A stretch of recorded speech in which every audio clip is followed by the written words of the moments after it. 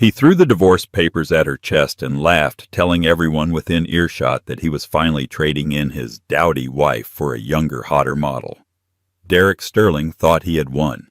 He had the high-paying job, the penthouse, and the mistress-turned-fiancé. He left Sarah with nothing but the clothes on her back and a broken heart. But Derek made one fatal calculation. He didn't know that the homeless old man Sarah had been feeding for months wasn't a beggar at all.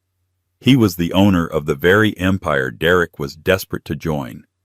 And he had just died, leaving everything to the woman Derek just threw away.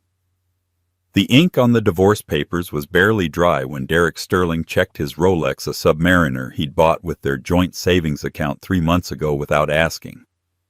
"Are we done here?" Derek asked, not even looking at Sarah. He was too busy texting on his phone, a smirk playing on his lips.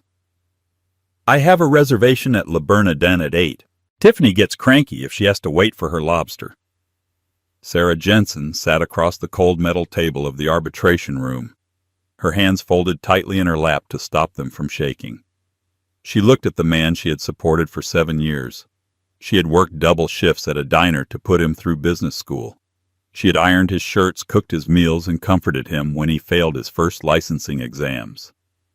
"Derek," Sarah whispered, her voice raspy, "you're taking the apartment and the car.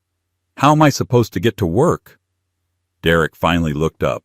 His eyes, once warm and blue, were now cold shards of ice. He let out a cruel, barking laugh. "Sarah, look at you. You're a waitress. You can take the bus. That apartment is for people who matter. People with a future. And let's be honest. You were just a placeholder until I found someone who matches my new tax bracket." The door to the conference room opened, and in walked Tiffany. She was 22, blonde, and wearing a coat that cost more than Sarah made in a year. She didn't acknowledge Sarah. She just walked up to Derek and draped herself over his shoulder. "Babe, the valet is waiting," Tiffany whined, popping a piece of gum. "Just finishing up the trash removal, Tiff," Derek said, standing up and buttoning his Italian suit jacket. He looked down at Sarah one last time. "Don't contact me. My lawyer will send you the schedule for when you can pick up your boxes of whatever junk you have left. Oh, and Sarah, try to marry rich next time. Although at 30 your odds aren't looking good." He tossed a $20 bill onto the table as if he were tipping a bad server. "For the bus fare," he sneered. They walked out, their laughter echoing down the hallway. Sarah sat in the silence of the room, the $20 bill staring up at her. It was the ultimate insult. She didn't scream. She didn't flip the table. She simply stood up, her legs feeling like lead, and walked out into the pouring rain. She had a shift at the Rusty Spoon in an hour, and she couldn't afford to be late. Her life as she knew it was over. But she had no idea that her real life was about to begin. 3 months later, Sarah's life had settled into a gray, exhausting rhythm. She was living in a cramped studio apartment that smelled of mildew, working 60 hours a week at the Rusty Spoon, a rundown diner on the edge of the city's industrial district. It was a Tuesday, pouring rain again. The bell above the door jingled, and a gust of cold wind blew in. "Hey, you get out!" the manager, a sweaty man named Rick, shouted from behind the counter. Standing in the doorway was a man who looked like he hadn't bathed in weeks. His coat was held together by duct tape. His beard was matted, and he was shivering violently. He was known around the neighborhood as Old Artie. Most people crossed the street to avoid him. "I just wanted some water," the old man wheezed, clutching his chest. "Water is for paying customers. Scram before I call the cops," Rick yelled, reaching for the phone. "Stop," Sarah said, stepping out from behind the counter. She looked tired, her eyes dark-circled, but her voice was firm. "Put the phone down, Rick." "Sarah, if you feed him, he's never going to leave. It's bad for business," Rick spat. "There's nobody in here, Rick," Sarah countered, gesturing to the empty diner. She walked over to the old man and gently took his arm. "Come on, Artie. Take the booth in the back near the radiator. It's warmer there." She sat him down. The old man looked at her with watery gray eyes. He was trembling. "I don't have any money, miss," he whispered, ashamed. "Did I ask for money?" Sarah smiled softly, a rare expression these days. I'm making a fresh pot of coffee, and the chef made too much beef stew today. If someone doesn't eat it, it's just going to go to waste." It was a lie. Sarah paid for the stew out of her own tips every time Artie came in. She brought him a steaming bowl and a hot mug. As he ate, his hands shaking so hard the spoon clattered against the ceramic, Sarah sat opposite him. She didn't treat him like a charity case. She treated him like a friend. "How are you holding up, Sarah?" Artie asked, his voice stronger after the soup. "That ex-husband of yours, he's still bothering you?" Sarah sighed, looking out the window. "I saw his picture in the paper yesterday. He's closing a massive deal with the Pendleton Group. He's buying a yacht, and I'm worried about making rent, Artie." Artie paused, his spoon hovering midway to his mouth. "The Pendleton Group, you say?" "Yeah, big real estate empire. Derek, my ex, says he's going to be the youngest vice president in the city once he seals the deal with the owner." Sarah laughed bitterly. "He always gets what he wants." Artie lowered his head, hiding a strange glint in his eye. "The owner of the Pendleton Group is a hard man to please, I hear. Maybe Derek shouldn't count his chickens." Sarah reached across the table and patted Artie's grimy hand. "You have quite the imagination, Artie. Eat your soup." "You're a good woman, Sarah," Artie said, his voice suddenly very serious. "You have a pure heart. The world hasn't broken you even though it tried. Remember that." "Thanks, Artie." That was the last time Sarah saw him. 2 days later, Artie didn't show up. A week later, Rick told her that the ambulance had picked up an old John Doe in the alleyway 2 blocks down. He had passed away from pneumonia. Sarah cried in the walk-in freezer for 10 minutes. He was just a homeless man to everyone else, but he was the only person who had listened to her for months. She bought a single white rose with her tip money and left it in the alley where he used to sleep. She thought that was the end of it. The letter arrived via certified mail at the diner. It was thick, creamy stationery with a gold-embossed letterhead, Blackwood and Thorne Attorneys at Law. Sarah's hands shook as she opened it. She thought it was a lawsuit. Maybe Derek was suing her for spousal support just to be spiteful. "Dear Ms. Jensen, you are hereby requested to attend the reading of the last will and testament of Mr. Arthur H. Pendleton. The reading will take place this Friday at 10:00 a.m. at the Pendleton Tower. Arthur Pendleton." Sarah frowned. "I don't know an Arthur Pendleton." She almost threw it away, thinking it was a scam. But the address was real, the tallest skyscraper in the city. On Friday, Sarah put on her only nice outfit, a black dress she used to wear to Derek's office parties, and took the subway to the financial district. She felt incredibly small standing in the marble lobby of Pendleton Tower. When she reached the top floor, the receptionist ushered her into a boardroom that was larger than her entire apartment building. The view of the city was breathtaking. And there, sitting at the mahogany table, was Derek. He was laughing loudly, chatting with a severe-looking man in a suit. Tiffany was next to him, scrolling on her phone, looking bored. When Derek saw Sarah, he choked on his water. "What on earth are you doing here?" Derek demanded, standing up. "Did you follow me? Sarah, this is a private legal meeting. I'm about to close the acquisition of the Century. Get out before I call security." "I was invited," Sarah said, holding up the letter. Derek snatched it from her hand. "A forgery. Has to be. Why would the late Arthur Pendleton invite a waitress to his will reading? You probably don't even know who he is." "I don't," Sarah admitted quietly.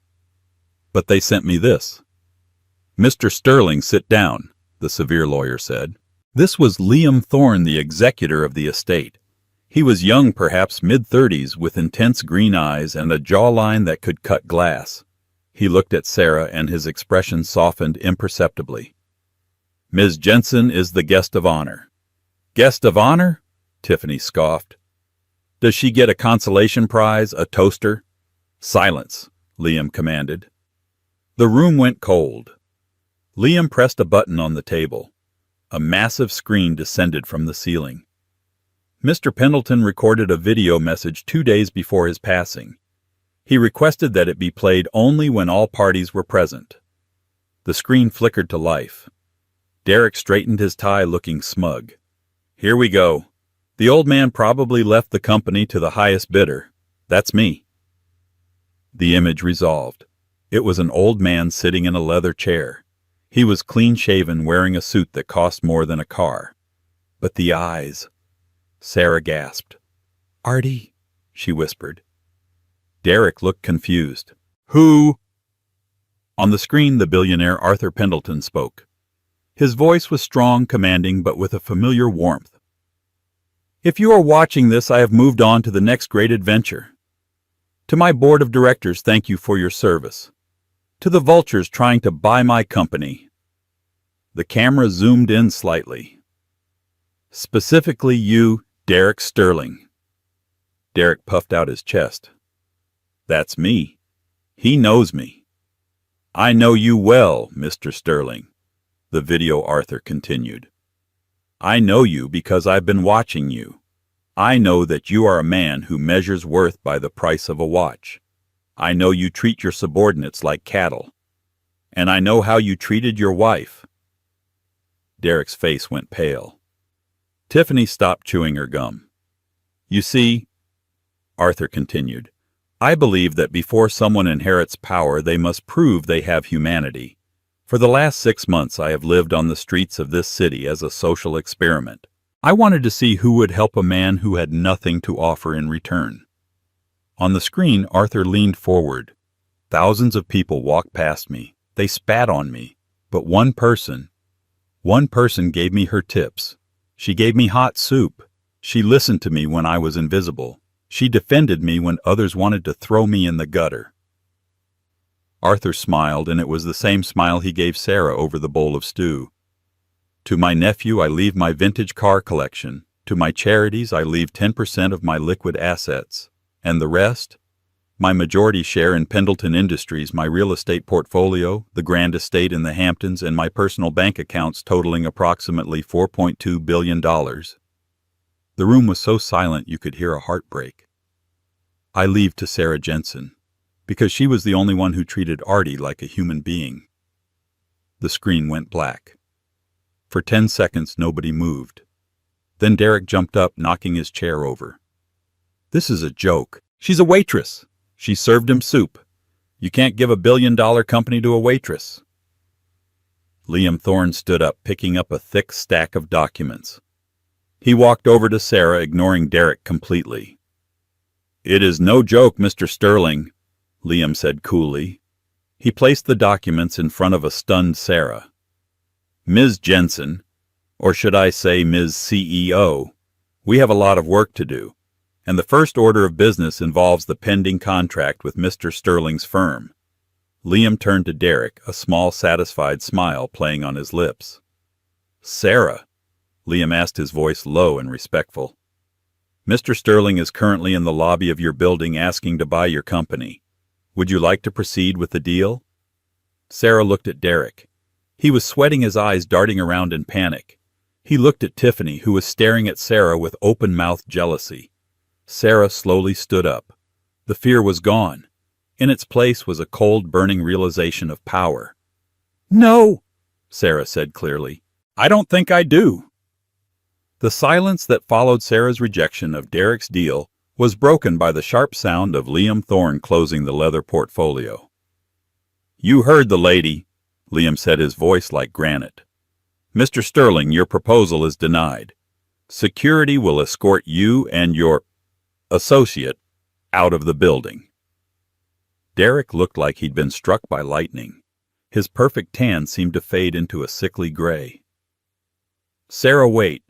You don't know what you're doing. This is business. You're a waitress. You can't run an empire. You need me."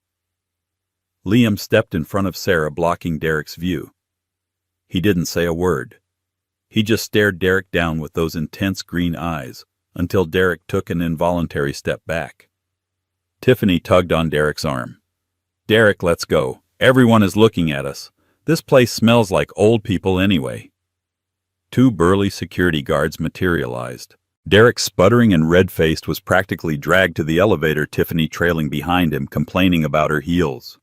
When the elevator doors pinged shut, Sarah's knees gave out. She grabbed the edge of the mahogany table to stop herself from falling. The adrenaline crashed, replaced by a tidal wave of panic. "Oh my God. What did I just do, Liam? I can't do this." Derek was right. "I serve coffee. I don't run billion-dollar corporations. Artie made a mistake." Liam gently took her arm and led her to the plush leather chair Derek had vacated. He poured her a glass of water from a crystal carafe.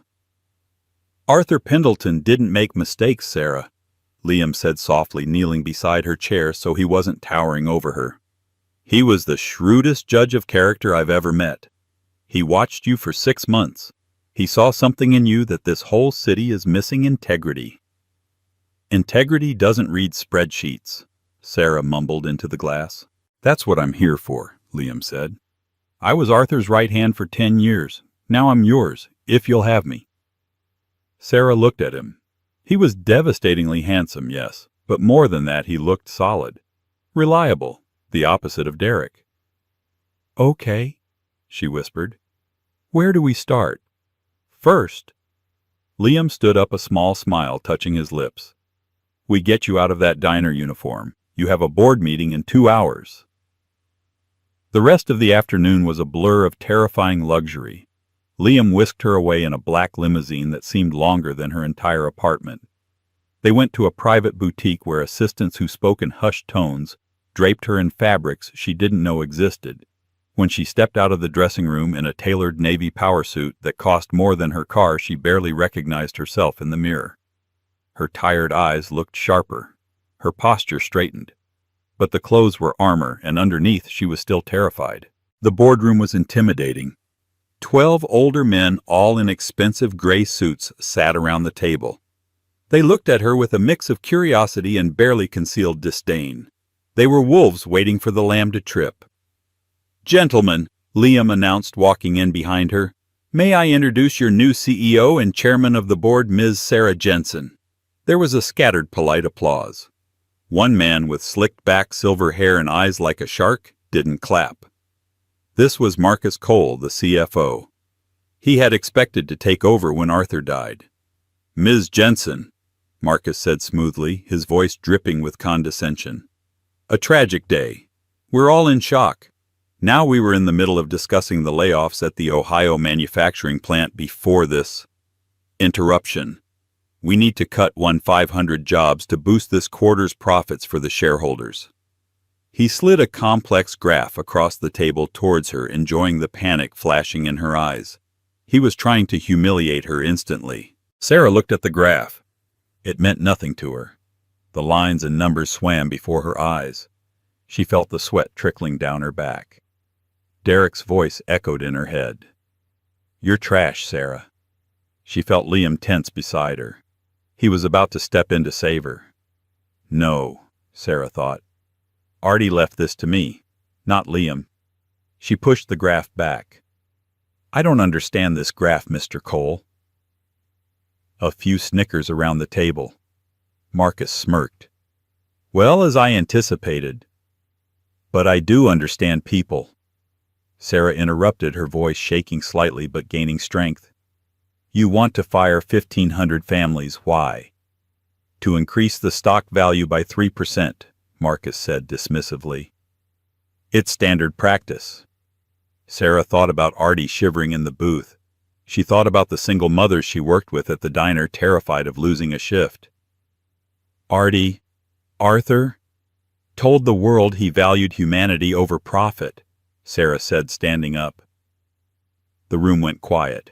"If we fire those people just to make a line on a graph go up slightly, we are spitting on his legacy. Find another way to save money. The Ohio plant stays open. That is my first directive." Marcus turned purple. "You can't just, this is absurd. You're emotional. This is incompetence." "This is my company, Marcus," Sarah said flatly, channeling an authority she didn't know she possessed. "Liam, move on to the next item." Marcus leaned back, fuming, his eyes promising retribution. Liam looked at Sarah with a new expression, undisguised awe. She had survived the first round, but she knew the war had just begun. 3 weeks later, Derek Sterling was sitting in a much smaller, much dingier apartment than the penthouse he kicked Sarah out of. His sure-thing deal with Pendleton had evaporated, and with it his massive promotion bonus. He was hemorrhaging money.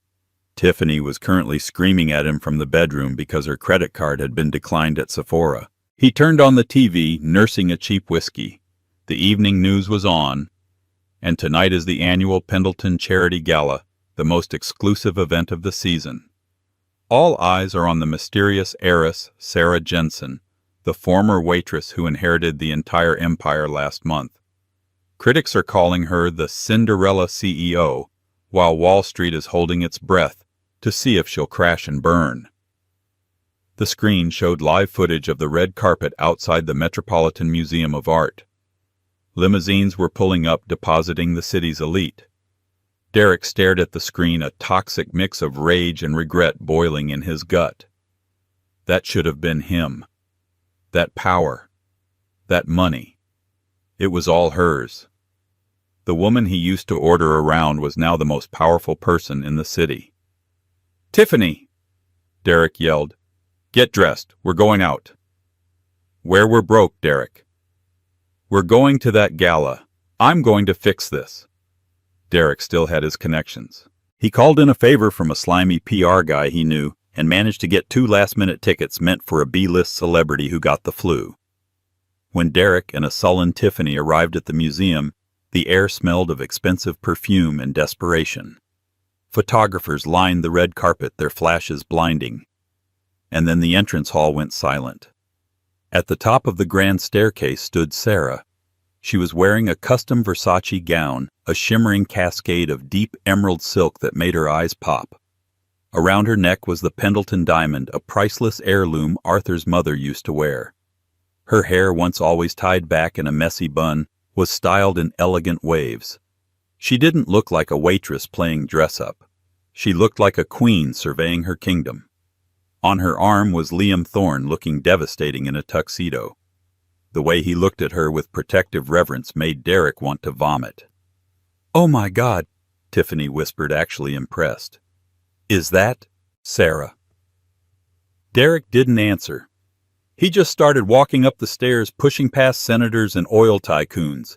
He had to get to her. He had to remind her who she was, who they were. Sarah was in the middle of a polite conversation with the mayor when she felt a tap on her shoulder. "Sarah, you look unbelievable." She turned. When she saw Derek, her stomach clenched. It was a reflex, years of conditioning to be afraid of his disapproval. But then she felt the weight of the diamond around her neck. She felt Liam step closer to her back. "Derek," she said coolly, "I didn't think you were on the guest list. Tickets were $25,000 apiece. Hope you didn't stretch yourself too thin." Derek winced. "Sarah, please. Can we talk privately just for a minute? For old time's sake." Liam stepped forward. "Ms. Jensen is busy, Mr. Sterling." "It's okay, Liam," Sarah said, holding up a hand. She looked at Derek, really looked at him. He looked tired. His suit was slightly wrinkled. The arrogance in his eyes was replaced by a frantic, hungry panic. He used to look like a god to her. Now he just looked small. "5 minutes, Derek. On the balcony." They stepped out onto the stone balcony overlooking Central Park. The night air was cool. "Sarah, I messed up." Derek began running a hand through his hair. He turned on the charm, the same practiced smile that had made her fall for him 10 years ago. "I was an idiot. I got caught up in the stress of work and Tiffany. She was just a distraction, a midlife crisis." Sarah said nothing, her face unreadable. He stepped closer, reaching for her hands. She let him take them. His palms were sweaty. "I miss us, Sarah. We were a team. Remember, you and me against the world. I can help you. You're drowning in this, I know you are. Let me come back. Let me help you run the company. We can be the power couple of the century. I still love you, baby." He leaned in to kiss her. It would be so easy. It was familiar. It was the apology she had dreamt of for months. Sarah pulled her hands away sharply. "You don't love me, Derek," she said, her voice devoid of emotion. "You love the emerald dress. You love the diamond necklace. You love the $4 billion. That's not true." "It is," she said. "When I was wearing an apron and smelling like diner grease, I was trash you needed to take out. Now that I have Arthur's money, suddenly I'm your baby again. You're pathetic." Derek's mask slipped. The charm vanished, replaced by the cruel sneer she knew so well. "Don't get high and mighty with me, Sarah. You're a fraud. You're going to run this company into the ground within 6 months, and when you do, I'll be there to laugh." "Get out of my sight, Derek," Sarah whispered, turning away to look at the city lights. "Before I have security throw you down the stairs this time." Derek stormed back inside. Sarah took a deep, shuddering breath, fighting back tears. It hurt. It still hurt to see the man she loved turn into a monster. Liam appeared in the doorway holding 2 glasses of champagne. He didn't ask what happened. He just handed her a glass.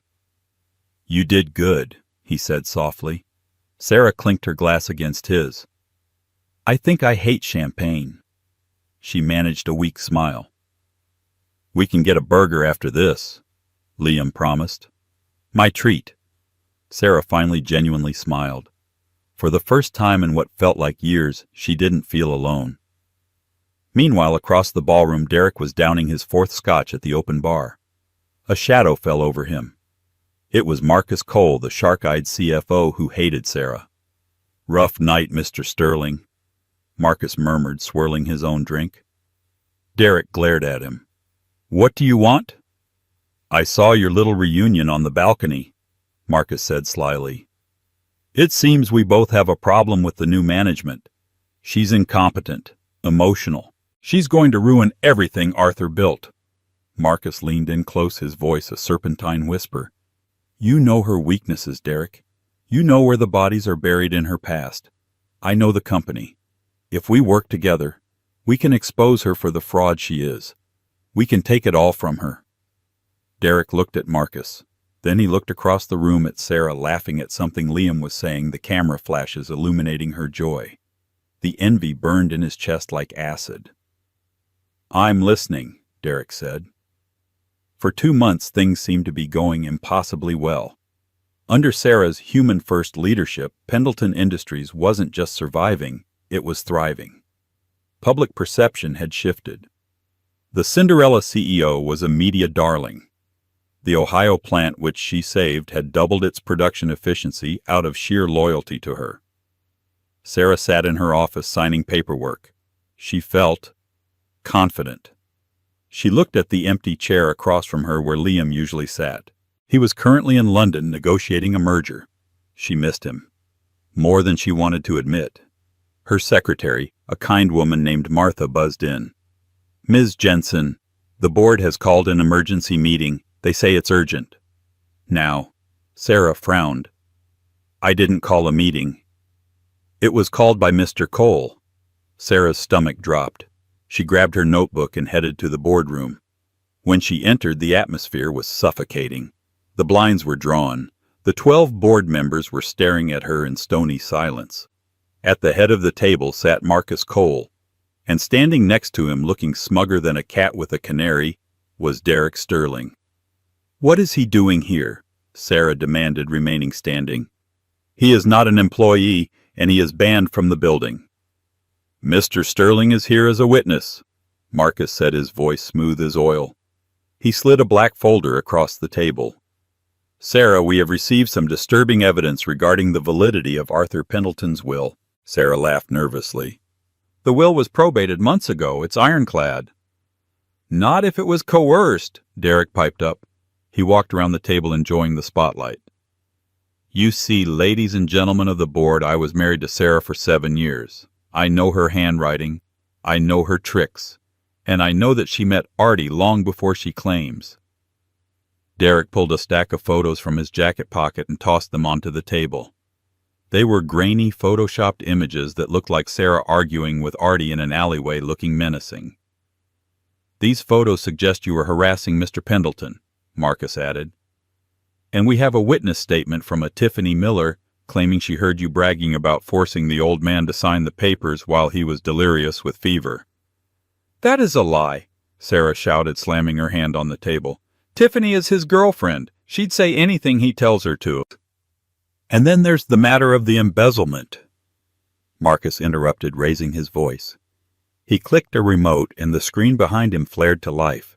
It showed bank transfers moving millions of dollars from the Pendleton Charity Fund into a mysterious offshore account in the Cayman Islands. The account name S.J. Holdings. I didn't move that money, Sarah gasped. The room was spinning. The transfer authorization came from your computer using your password at 2:00 a.m. last night, Marcus said, shaking his head with mock sadness. We have the IT logs. It seems the pressure of the job got to you, Sarah. You wanted a golden parachute before the company realized you were incompetent. Derek stole my passwords. Sarah pointed a trembling finger at her ex-husband. He knows my old passwords. He guessed them. I haven't seen you in months, Sarah. Derek lied smoothly, looking at the board members with wide, innocent eyes. I'm just here to do the right thing. Arthur Pendleton was a titan. He shouldn't be ripped off by my ex-wife. Marcus stood up. Sarah Jensen, pending a federal investigation, the board is invoking Article 15. You are immediately suspended as CEO. Security will escort you out. You can't do this. Liam will. Mr. Thorne is in London, Marcus sneered. And by the time he gets back, the police will already have you in custody. 2 security guards, new ones, men Sarah didn't recognize, grabbed her arms. Get off me, Sarah screamed. She caught Derek's eye one last time as she was dragged out. He wasn't smiling anymore. He was mouthing one word: karma. Thrown out onto the sidewalk in the pouring rain, stripped of her company, her reputation, and her dignity, Sarah stood alone. The paparazzi were already there, tipped off by Marcus. Flashbulbs exploded in her face like lightning. Sarah, did you steal the money? Sarah, did you fake the will? She covered her face and ran. She didn't go to her luxury apartment. She ran to the subway. She ran back to the only place that felt real. She ran to the alleyway behind the Rusty Spoon. The rain in the city didn't wash things clean. It just made the grime slicker. Sarah sat on a plastic milk crate in the alleyway behind the Rusty Spoon. It was the exact spot where she had first found Artie shivering 3 months ago. The irony wasn't lost on her. In fact, it felt like a physical weight crushing her chest. She was wearing a $3,000 suit that was now ruined, soaked through with muddy water, and smelling of the dumpster beside her. Her hair, styled that morning by a celebrity hairdresser, was plastered to her skull. She checked her phone. It was blowing up with notifications. TMZ Cinderella CEO escorted out in handcuffs. Financial Times embezzlement scandal. Rocks Pendleton empire. Text from Derek. I told you not to play with the big boys. She threw the phone into a puddle. It splashed and went dark. I failed you, Artie, she whispered, her voice cracking. The sound was swallowed by the hum of the city traffic. You gave me everything and I let them take it. Derek was right. I'm just a waitress. I was never meant to be a queen. She hugged her knees, burying her face. She waited for the inevitable, the police sirens, the arrest warrant, the end of her life. You know, a deep, familiar voice cut through the sound of the rain. Arthur once told me that the measure of a CEO isn't how they cut a ribbon. It's how they handle the knife in their back. Sarah's head snapped up. Standing at the mouth of the alley, silhouetted against the streetlights, was Liam Thorne. He looked like a wreck. His usually pristine tie was undone. His trench coat was soaked, and he was breathing hard as if he had run 10 blocks. A black town car was idling curbside with its door open, but Liam was ignoring it. Liam! Sarah choked out, standing up on shaky legs. You're supposed to be in London. The merger. To hell with the merger. Liam growled, striding toward her. He didn't care about the mud or the smell. He walked straight up to her and wrapped his hands around her upper arms, holding her steady. His eyes were blazing with an intensity she had never seen before. I saw the alert on the Bloomberg terminal. CEO suspended for fraud. I turned the jet around over the Atlantic. It's true, Liam. Sarah sobbed, the fight draining out of her. Or at least they made it look true. They have logs. They have bank transfers. Derek. He knew my old passwords. He and Marcus set me up. I can't fight them. They have the board, the police, the press. I have nothing. You have me, Liam said. The words were simple, but they hit Sarah with the force of a freight train. He let go of one of her arms to reach into the inside pocket of his drenched coat. He pulled out a small leather-bound notebook. It was tattered, held together by ancient rubber bands, the leather worn smooth by decades of use. Sarah frowned, wiping water from her eyes. Is that Artie's journal? The one he carried when he was homeless? The very same, Liam said. He gave it to me the night he passed away. He made me swear not to open the back section unless the company was in mortal peril. I respected his privacy. I thought he meant a hostile takeover by a rival firm. Liam ripped the wax seal on the back pages of the notebook. His hands were trembling slightly, not from cold but from rage. Arthur didn't trust Marcus Cole, Liam explained, scanning the handwritten pages under the dim alley light. He knew Marcus was skimming off the top, but he couldn't prove it before he got sick. And he knew that if he left the company to anyone other than Marcus, Marcus would try to destroy them. Liam's eyes stopped moving. He read a passage, then looked up at Sarah. A slow, terrifyingly cold smile spread across his face. It was a predator's smile, sharp and dangerous. "Oh, you brilliant, paranoid old fox," Liam whispered. "What?" Sarah asked, stepping closer. "What does it say?" "It says," Liam looked at her, his voice steady, "that we need to go back to the tower, right now." "I can't go back there. Liam's security will throw me out. The police are probably already there." "Let them be there," Liam said, taking her hand. His grip was iron. "Sarah, listen to me. You are not a waitress. You are Sarah Jensen, the woman who showed kindness when no one was watching. Arthur didn't pick you by accident. He picked you because you have the one thing Marcus and Derek don't." "What's that?" "Nothing to lose," Liam said. "Now get in the car. We have a party to crash." 45 minutes later, the atmosphere inside the executive suite of Pendleton Tower was one of raucous celebration. Marcus Cole sat in the massive leather chair behind the CEO's desk, Sarah's desk. He had his feet propped up on the mahogany surface, crossing his ankles. He was holding a crystal tumbler filled with amber noir, a whiskey that cost $4,000 a bottle. Across the room, Derek Sterling was popping the cork on a bottle of vintage champagne. The foam spilled over his hands and he laughed, licking it off his fingers. "To the new era," Derek shouted, raising the bottle. "To the Cinderella story coming to a tragic end." Marcus smirked, swirling his drink. "God, did you see her face when security grabbed her? I thought she was going to faint." "She's weak," Derek said, walking over to pour Marcus a glass. "She always was. I carried her for 7 years, you know. She would have been nothing without me. And now she's going to prison.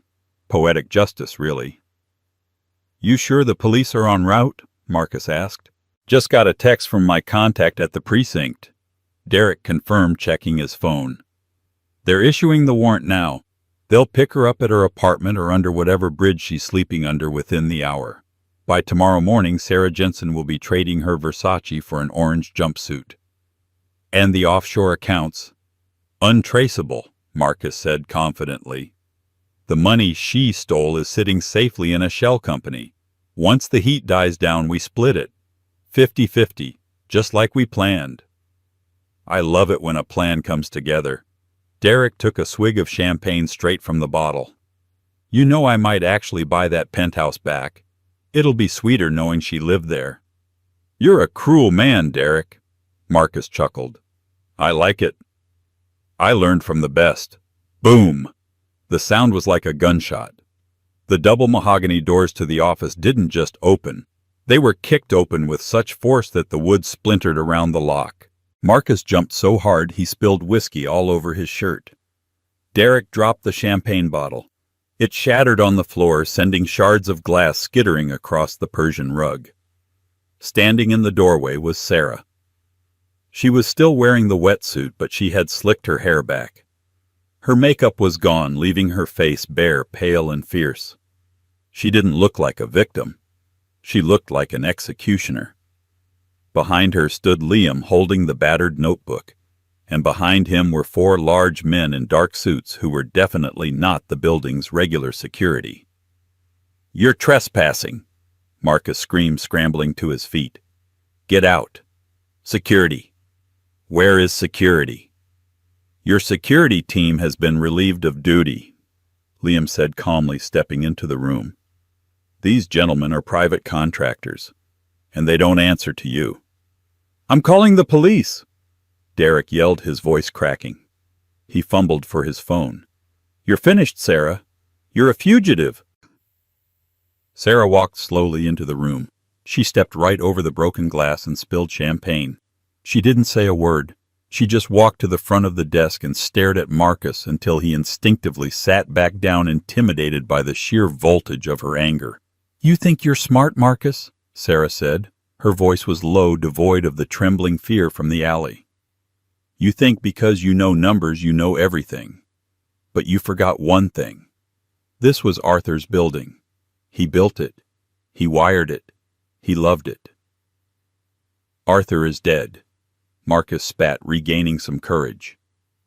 "And you're a thief." "Liam," Sarah commanded, never taking her eyes off Marcus. "Read the entry." Liam opened the notebook to the last page. He cleared his throat. Entry dated November 14th, 3 days before his death. Liam read, "I have confirmed my suspicions. Marcus is moving test deposits to the Caymans. He thinks I am too sick to notice.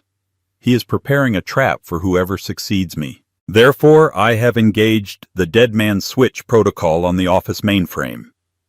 Marcus's face went the color of curdled milk. "What? That's a myth. There's no such thing." "Read the rest, Liam," Sarah said. "The protocol is a passive listening system," Liam continued.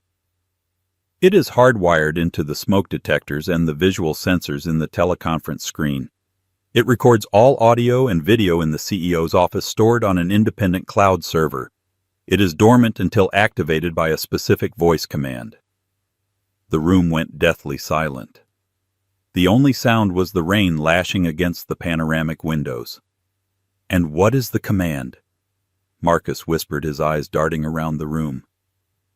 Sarah leaned over the desk, her face inches from Marcus's. She smiled, but it didn't reach her eyes. "The command is stripped for parts." As soon as she said the words, a high-pitched beep echoed from the ceiling. The massive screen on the wall behind the desk flickered to life. A robotic voice filled the room. "System activated.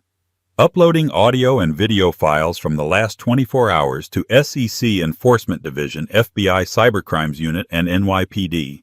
On the screen, a progress bar appeared. "Upload 20%. 40%.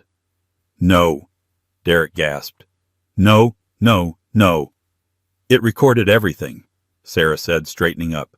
"It recorded you admitting to the Photoshop. It recorded you bragging about guessing my passwords. It recorded Marcus talking about the shell company. It recorded you splitting the money."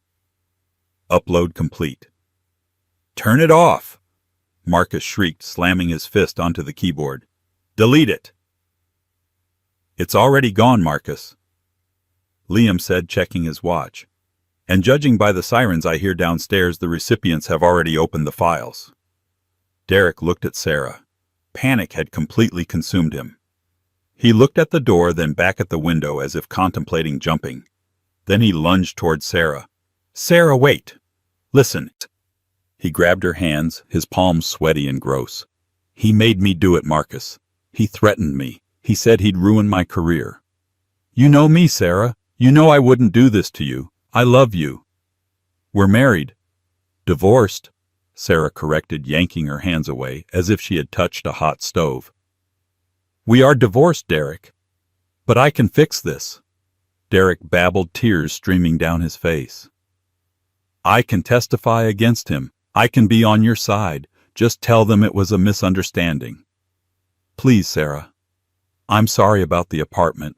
I'm sorry about Tiffany. She meant nothing. You're the love of my life." Sarah looked at him. Really looked at him. For years this man had been her whole world. She had worked double shifts to buy him suits like the one he was wearing. She had cried herself to sleep wondering why she wasn't good enough for him. Now seeing him begging, snot running down his nose, willing to throw his partner under the bus to save his own skin, she felt nothing. No hate, no anger. Just a profound, empty pity. "You know, Derek," Sarah said softly, "the saddest part isn't that you betrayed me. It's that you sold your soul for a lifestyle you never earned. You're not a businessman. You're just a cheap suit with nothing inside." The elevator doors pinged. A squad of police officers led by the chief of police himself swarmed into the room. "Marcus Cole Derek Sterling," the chief barked. "Hands where I can see them." "It was him!" Derek screamed, pointing at Marcus as the officers shoved him against the wall. "He's the mastermind. I'm just a witness." "Shut up, you spineless worm," Marcus yelled back as the cuffs clicked around his wrists. Sarah stood still in the center of the chaos like the eye of a hurricane. She watched as the man who had broken her heart was dragged away, weeping and pleading. He tried to catch her eye one last time, shouting her name, but she simply turned her back. When the doors finally closed, leaving the room quiet again, Sarah let out a breath she felt like she'd been holding for 7 years. She slumped against the heavy oak desk. Her legs felt like jelly. "You okay?" Liam was there instantly, his hand on her shoulder. Sarah looked around the office. It was messy. It smelled of spilled whiskey. But for the first time it felt like hers. "I need to call the Ohio plant," Sarah said, her voice trembling but strengthening with every word. "I need to tell them their jobs are safe. And then, I need to find a new CFO." She looked up at Liam. The adrenaline was fading, leaving behind a raw, exposed honesty. "Liam," she said, "you came back. You risked your career, your reputation. For me." "Why?" Liam looked down at her. The professional mask he always wore had slipped. His green eyes were soft, filled with an emotion that terrified and thrilled her. "Arthur wrote one last thing in the journal," Liam said quietly. "On the very last page, last." "What did he write?" Liam reached into the notebook and turned to the final entry. He handed it to her. Sarah looked down at the shaky handwriting of the old man she had fed soup to. "To Liam, I am leaving my company to Sarah because she has a good heart. I am leaving Sarah to you because you need one. She is the best thing that ever happened to this city. Don't be an idiot. Don't let her be alone. She deserves a king, not a jester like Derek." Sarah looked up, tears spilling over her lashes. He wrote that he did." Liam smiled. "And for the record, I was planning on coming back even before I saw the news. I couldn't focus in London. I kept thinking about you. About how you look when you're fighting for people. About how you smile when you think no one is looking." Liam stepped closer, closing the small distance between them. He reached out and gently brushed a wet strand of hair from her forehead. "I don't want to be your lawyer anymore, Sarah," he whispered. "I want to be the man who stands beside you." Sarah's heart hammered against her ribs. She reached up, placing her hand on his chest. He felt solid, real. "I think," Sarah whispered, "I'm ready to accept that resignation." Liam leaned down, and when his lips met hers, it wasn't like the rain in the alley. It was warm. It was electric. It was a promise. Outside, the storm had finally broken. The clouds were parting, revealing the glittering skyline of the city that Sarah Jensen now owned. But as she stood in the arms of the man who had saved her, she realized she had inherited something far more valuable than a billion-dollar empire. She had found her worth, and this time no one was ever going to take it away. Derek Sterling wanted a trophy wife and a quick fortune, but he ended up with a prison sentence and a lifetime of regret.